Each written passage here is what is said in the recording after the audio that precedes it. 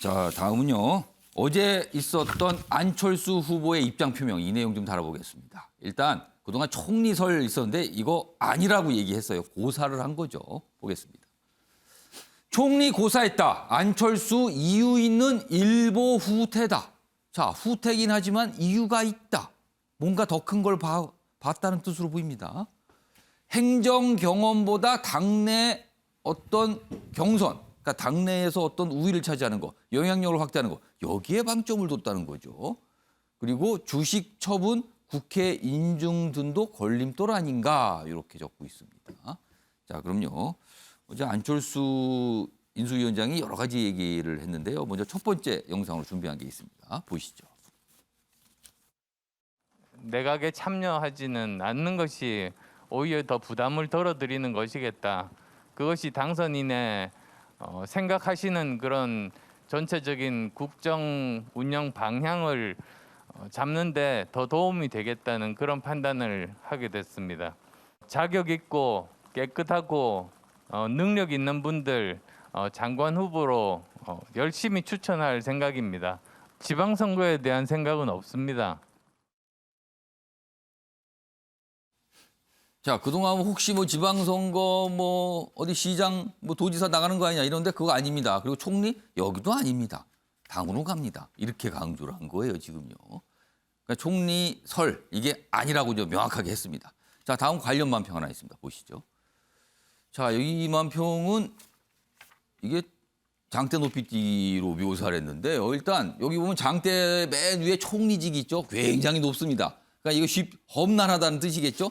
근데 장대를 들고 막 뛰던 안철수 위원장이 방향을 확 틀었어요. 안 넘고 당권 쪽으로 방향을 튼 거죠. 그런데 얘기를 했죠. 방금 들으셨는 대로 당선자의 부담을 더는 것. 이게 중요하다. 이렇게 얘기했는데 등에는요. 뭔가 무거운 걸 쥐고 있는데 주식 백지 신탁 부담이라고 돼 있습니다. 이 정도 무게면 장대 높이뛰기가 안 돼요. 이게 너무 무거워서 지금. 그래서 혹시 이게 실질적인 이유인가? 이 만평은 좀 이렇게 묘사를 한 것 같아요. 이런 그림입니다. 자, 그럼요. 이 부분도 어제 좀 질문이 나와서 답변이 있었습니다. 들어보시죠. 저한테는 일이 중요한 것이지 백지 신탁에 대한 부분은 전혀 고려 사항이 아니다. 백지 신탁이 두려웠던 사람이 그 뭐 서울시장 선거라든지 대통령 선거라든지 나올 수가 있겠습니까? 그러니까 그건 전혀 아니라는 말씀은 드리고 싶고요. 자, 김재섭 전 비대위원. 안철수 위원장이 총리직을 고사한 이유. 지금 뭐 백지 신탁 아닙니까라는 질문이 나왔는데 그렇게 답을 했어요. 그리고 안철수 위원장의 향후 정치적인 계획, 이 계획은 무엇일까? 어떻게 생각하십니까? 저도 적어도 백지 신탁에 관한 문제에 있어서는 안철수 위원장의 말에 조금 수긍이 갑니다. 그러니까 사실은 대통령 후보로 출마를 했었었고, 예. 그다음에 그전엔 서울시장 후보로도 출마를 했었고, 이미 2017년에도 대선 후보, 예. 그다음 그 전에도 또 시장 후보. 그러니까 결국 이제 시장이든 대통령이든 자신이 가지고 있는 주식에 대해서는 백지 신탁을 해야 되는 그렇죠. 거기 만약에 때문에. 서울시장이 됐다면 그 주식을 팔거나 백지 신탁을 해야 되는 거죠. 그리고 이제 지난해 우리가 재보궐선거 때 안철수 당시 국민의당 대표가 예. 서울시장으로 출마할 때에는 지금이랑은 좀 다르게 확실히 지지율이 굉장히 좋았습니다. 예. 이제 오세훈 시장이랑 경선 과정에서 지긴 했지만 지지율 1등을 달리던 적이 분명히 있었거든요. 그러면은 당신이 이제 그 후보로 출마를 해서 얼마든지 백지 신탁을 할 수 있다라는 각오를 가지고, 왜냐하면 당선 가능성이 분명히 있었기 때문에 저는 그래서 이제 사실 이제 백지 신탁 자체는 총리직을 가는데 뭐 일부 조금 걸리는 부분이 있었겠지만 전적으로 저것 때문에 거절한 것은 아니라고 저게 생각이 큰 되고. 이유가 될 수는 없다. 그렇죠. 예. 근데 결정적으로 중요한 것은 총리라고 하는 총리직이 가지는 상징성 때문에 저는 그럴 거라고 보고 있는데, 사실 안철수 그 위원장의 차기 정치 행보는 대부분의 국민들이 다 예측하고 계실 거예요. 2027년에 대통령 후보로 나온다라고 아마 다들 생각을 하실 텐데, 저도 이제 그렇게 생각을 합니다. 그러면 총리라는 직은 사실 대권 후보들의 무덤 같은 자리였었거든요. 늘 많은 대선 후보들이 총리직에 있었지만 결국 총리직을 끝으로 정계를 은퇴를 하거나 내지는 대선 후보가 되지 못했거나 늘 그랬거든요. 왜냐하면 총리직이라고 하는 것이 행정부를 대표하면서도 예. 그다음에 행정부에 강한 향하는 공격들을 막아내야 되면서도 하다 보니까 예. 정치적으로 굉장히 소모가 강한 자리입니다. 그러면서도 자기의 정치적 견해들을 적극적으로 피력하기 또 어렵거든요. 왜냐하면 대통령의 입장, 행정부의 입장을 대변을 해야 되는 입장들이 그러면은 되기 뭡니까? 때문에 총리직이란 자리는 힘만 많이 들고 정치적으로는 말 한마디 쉽게 할 수 없는 자리다. 이런 그렇죠. 뜻이라는 겁니까? 차기 대권 행보를 염두에 둔다 그러면 예. 총리직이 자신의 정치적 자산들을 너무 많이 소비한다는 판단이 아마 있었을 거라고 저는 생각이 됩니다. 차라리 그렇기 때문에 아직까지는 이준석 대표가 그 국민의힘 대표로서 내년 6월까지 임기를 보장된 상황이지만 그 이후에 예를 들면 당권을 잡아서 예. 2024년 총선에서 예를 들면 일부 그 자신의 세력들을 원내에 대거 진입시키든지 하는 방식으로 아마 정치적 플랜들을 짜고 있을 거라고 생각이 됩니다. 그게 예. 오히려 안철수 지금 위원장이 2027년 대선을 준비하는데 가장 적합한 루트라고 생각을 한 것 같고 저는 이제 그것이 가장 중요한 목표였다고 생각이 됩니다. 그래서 예. 총리직을 가서 소모되고 소미되는 것보다 오히려 정치적 기반들을 마련하겠다. 이제 내가 국민의힘에 자리를 잡기 시작했으니까 그리고 정권 교체에 이바지를 했으니까 국민의힘에서 뿌리를 내려서 여기에서 지지자들의 어떤 지지를 받겠다. 이런 목적으로 저는 보입니다. 자, 유영걸 대표님. 예, 김재선 뭐 의원 말도 뭐 상당히 일리는 있어요. 예. 하지만은 저는 백지 신탁 문제가 더 크다고 봐요. 그 이유가 있을 수 있다. 거기에. 예, 그게 주식이 적은 게 아닙니다. 지금 시가로 말하면 2,587억, 186만 주 대주주거든요. 그거를 팔거나 맡겨야 되는데 그럼 경영권이 바뀔 수도 있어요. 백지 신탁을 하게 되면 그거를 맡은 곳 어떤 기관일 수 있는데 그 곳에서 알아서 처분하거나 이렇게 할 수 있는 거죠. 그렇죠. 그러니까 자기 여태까지 쌓아온 게 어떻게 될지 모르는 거예요. 그러니까 어제 안철수 인수위원장이 예. 절대 아니라고 그랬잖아요. 예. 정치인이 말해 절대자는 반대로도 한번 들어봐야 됩니다.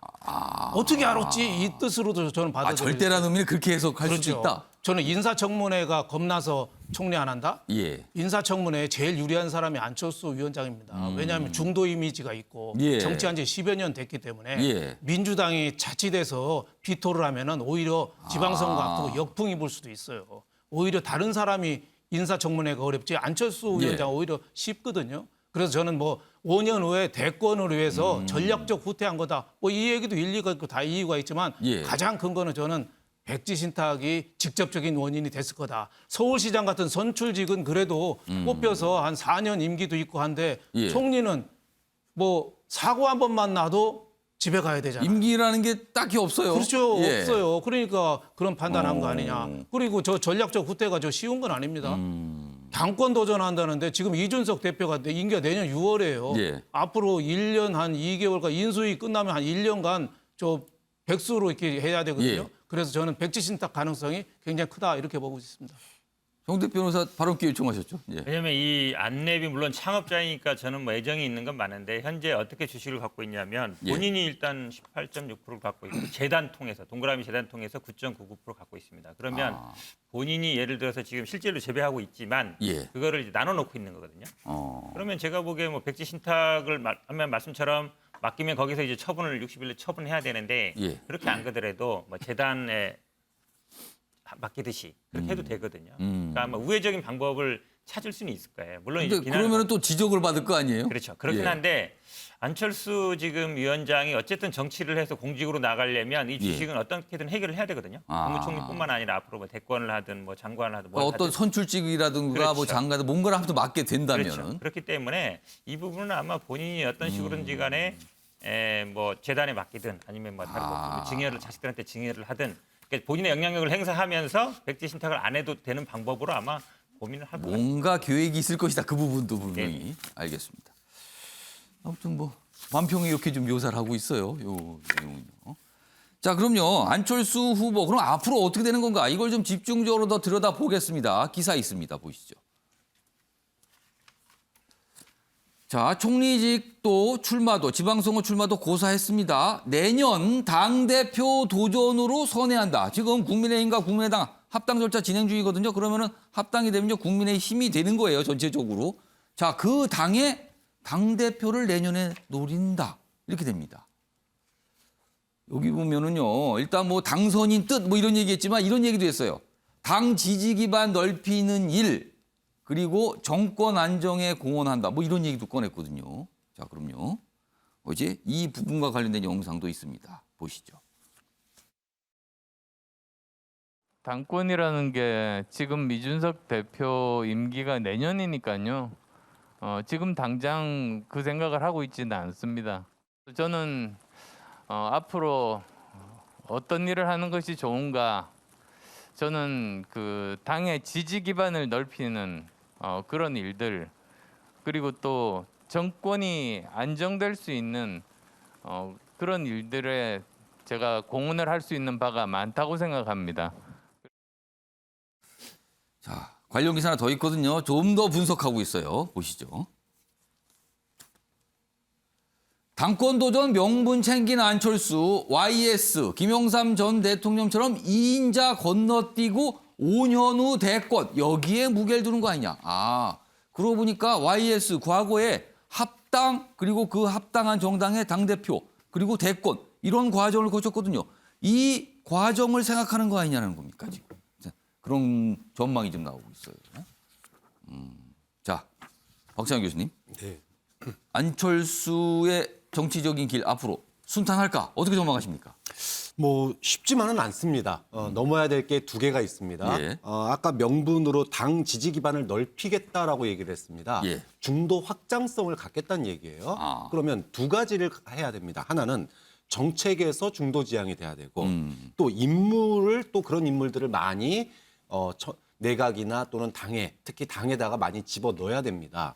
자, 그런데 이런 정책, 중도 지향적인 정책과 인물들이 당에 들어갔을 때 이미 TK 중심의 박힌 돌이 있죠. 거기다가 이준석 대표로 상징되는 젊은 보수라고 하는 굴러 들어온 돌도 이미 있습니다. 여기에 안철수라고 하는 새로운 또 굴러 들어온 돌이 또 새로운 들어왔어요. 돌들이 뭐 다른 아주 각각 있네요. 종류별로 지금. 그렇죠. 돌로 이미 박혀 있는 비교한다면. 돌과도 친하게 지내면 좋은데 정치 교체를 얘기했고 중도 확장성을 예. 얘기했으면 결국은 이게 사람으로 표현돼야 되고 예. 그러면은 기존의 보수 박힌 돌 보수가 어느 정도 세대 교체가 돼야 됩니다. 예. 근데 이게 자연스럽게 세대 교체가 되려면 갈등이 없고 소위 말해서 국민의힘의 이제 후보가 되려면 그들과의 관계 설정이 굉장히 오묘한 관계가 될 수밖에 없어요. 박찬영 교수님이 일부러 돌로 비유하신 이유가 있을 것 같아요. 흙이면요 잘 섞이거든요. 근데 돌은요 맞닿으면 소리가 나잖아요.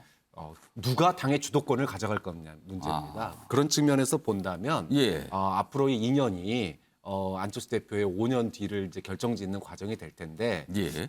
상당히 그 과정을 좀 흥미있게 보고 있습니다. 그러니까 국회 국무총리 자리보다 자리는 없지만 언제든지 대통령에게 장관 추천할 수 있는 권한이 있잖아요. 예. 이거를 얼마나 잘 활용해서 예. 박힌 돌과도 잘 어울리고 기존에 있던 굴러 들어온 돌과도 잘 스며들면서 내 돌도 좀 갖다 놓을 수 있을지 이게 안철수 후보의 과제인데 예. 쉽지는 않은 길이죠. 듣고 보니 보통 일이 아닌데요. 정우택 변호사는 어떻게 전망하세요? 결국은 아마 당에서 본인의 역할을 찾겠다는 부분인데요. 지금 얘기처럼 뭐 YS처럼 하겠다는 건데 YS는 그래도 뭐 일정의 지분이 있고 지역 기반도 있고 뭐 상도동계라는 개파도 있었던 예. 건데 지금 안철수 위원장이 그 정도 힘은 없거든요. 그럼 결국은 아마 전당대회 내년 6월까지거든요. 이준석 대표 임기가. 그럼 예. 내년에 만약에 6월에 당대표가 되면 내후년에 이제 그 총선이 있지 않습니까? 예. 그게 이제 공천권을 가질 수 있는데 그 당시에 결국은 영향력을 갖는 게 공천권을 행사해서 본인의 세력을 만드는 거거든요. 예. 근데 지금 안팎으로 당내에서도 뭐 이준석 대표뿐만 아니라 지금 당내 경쟁자들이 많잖아요. 오세훈, 뭐 예를 들어서 유승민, 차기를 원희룡 많거든요, 되게. 근데 과연 안철수 대표가 됐을 수 있을지 그것도 의문이고 또 대표가 된다 하더라도 본인이 얼마나 또 영향력을 행사할 수 예. 있을지. 왜냐하면 그동안에 본인의 세력이 없기 때문에 YS만큼 세력도 없고 제가 보기엔 만만치 않은 과제가 있는 것 같습니다. 일단 선택을 이 길로 선택을 한 겁니다. 총리직이 아닌 당으로 가는 길을 선택을 한 겁니다. 자, 그러면 일단 그동안 사실 윤석열 당선인이 새 정부의 총리를 내정해야 되거든요. 근데 사실은 안철수 위원장이 영순이 아니냐 이런 얘기가 있었어요. 근데 안철수 위원장의 어떤 거치가 이제 정리가 된 셈이라서 이제는 총리 인선 작업을 본격적으로 할 수 있다. 이런 얘기 나올 수 있거든요. 그런 과정에 오늘 많은 기사가 공통적으로 이런 내용 좀 다루고 있습니다. 보시죠. 새 정부 국정 동력을 위해 청문회 통과가 가장 중요하다. 이게 우선 기준이다. 그러고 보니까 한덕수 전 노무현 정부 총리가 유력 후보 아니냐. 이렇게 나옵니다. 지금요. 그동안은 참 많은 인물이 나오는데 오늘은 거의 모든 언론이 공통적으로 딱 한 인물을 지목하고 있어요. 근데 이유는 경제통이다도 있지만 청문회 통과가 가장 수월하다. 이 이유를 잡고 있습니다. 모르겠습니다. 아직 뭐 발표는 안 했기 때문에 언론의 이런 예측이 틀릴 수도 있고요. 맞을 수도 있습니다. 좀 기다려보면 알겠죠. 그리고 또 여기에 뭐 살짝 또 다른 분도 얼굴을 이렇게 또 실어놨어요. 지금요. 혹시 모르기 때문에 지금 이런 상황입니다. 자, 이런 가운데요. 윤석열 당선인과 관련돼서 그럼 취임 준비도 진행이 되고 있어요. 지금 뭐 취임 준비위원회도 꾸려지고 해서 취임식 준비 한참 진행 중인데 자, 그럼 또 취임식 하면 많은 분들이 궁금해합니다. 당선인의 부인 취임식에 나올까? 이런 질문이 실제 나왔어요. 자, 이와 관련된 영상도 준비했는데요. 들어보겠습니다. 혹시 부인 김건희 씨는 참석을 어떻게 결정이 되시는 건가요? 대통령 부인께서 참석하는 것은 당연한 거 아닙니까? 윤석열 정부가 시작하면서 국민께 공식적인 인사를 드리는 자리이기 때문에 그때 나오실 수 있는 가능성도 타진하고 있다고 제가. 당연하다는 얘기가 나왔잖아요. 근데 윤영걸 대표님. 근데 이 당연한 게 질문이 되는 상황이 됐습니다. 지금요. 그렇죠. 일단 취임식에는 안 나올 수가 없겠죠. 이거는 같이 나와야 되는 거니까. 당연히 나와야 그러면 그 이후에 그 이유가 지금 또 여러 가지 얘기가 있는데 사실은 지금 상황에서는 윤석열 당선인이 청와대 집무실 안 들어가고요. 그리고 국방부 집무실 마련이 안 되기 때문에 당분간은 지금 쓰고 있는 경복궁 옆에 통이동 집무실 그대로 사용한다 그래요. 네. 그러면 관저도 따로 없기 때문에 지금 머물고 있는 강남의 집에서 출퇴근을 하게 됩니다. 네. 자, 그런 상황에서 부인인 김건희 씨의 활동 앞으로 어떻게 될까?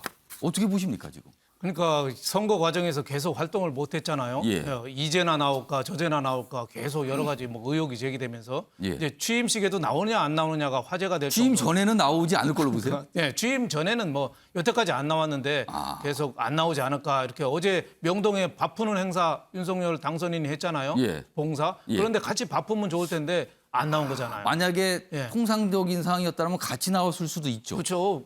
윤석열 당선인이 바쁘고 옆에서 반찬 담고 하면 얼마나 모양이 좋아요. 예. 근데도 안 나왔어요. 그러니까 갑자기 나오기가 좀 어려운 거죠. 그래서 취임식 때는 아마 나오지 않겠느냐 뭐 이런 생각이 좀 들고요. 예. 예, 취임식 이후에도 아마 강남 그 서초동하고 또 당선인 집무실하고 또 그 아직 관저에 안 들어가잖아요. 청와대. 좀 안 들어간다고 그래서 그랬습니다. 그래서 아마 당분간은 좀 활동을 제대로 하겠느냐 뭐 좀 이런 생각이 들어요. 그래서 여태까지 참 당선인 부인이 저런 일은 초유의 일이 없었죠. 그래서 당선인 대통령 영부인이 좀 되더라도 저는 과거에 저 미국의 저 바이든 부인 질 바이든 여사 자기 일 하면서 그렇습니다. 남편하고 동행 많이 안 하잖아요. 뭐 그런 유형으로 좀 가지 않을까. 질 바이든 여사 해외 순방도 동행 안 해요.